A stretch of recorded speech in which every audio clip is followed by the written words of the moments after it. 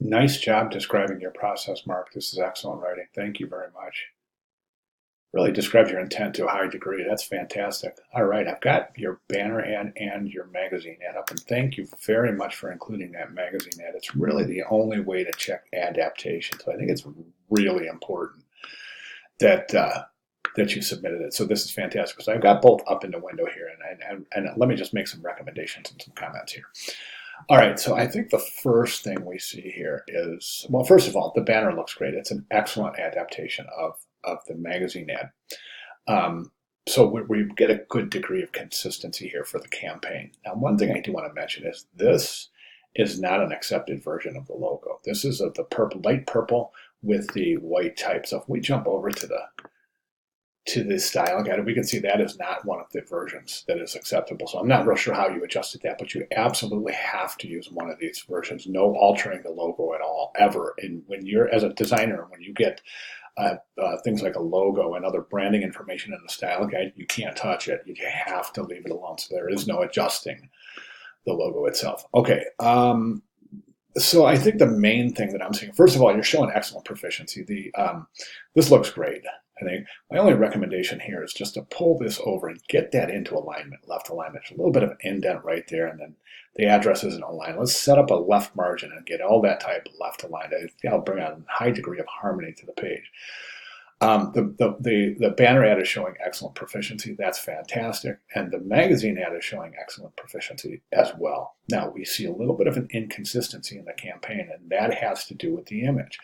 This image right here is the same image as this, right? It's just cropped right through here. But this image has just got such a wonderful tonal distribution to it. The contrast is gorgeous.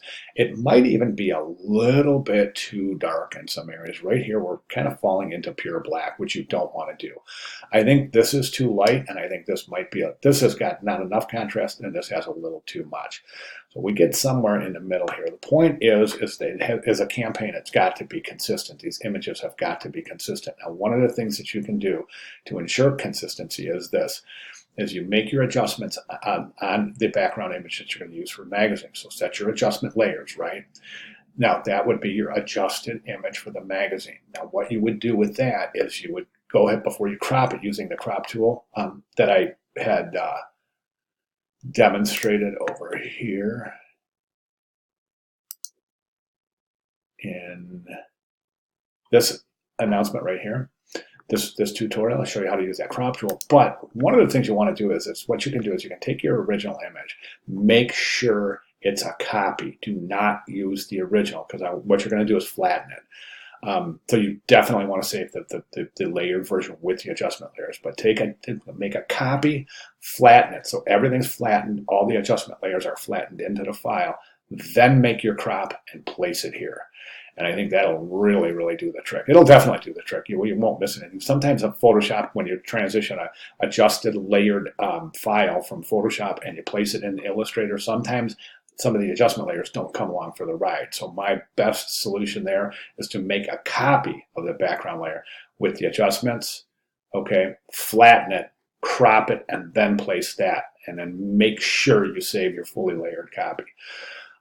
Okay, other than that, my only other recommendation here is the background, the masked image right here. Now, I know it's required, but I think it just kind of decimates this ad right here. It's so big, and it's just really difficult for you to be able to place anything since you use that crop right here.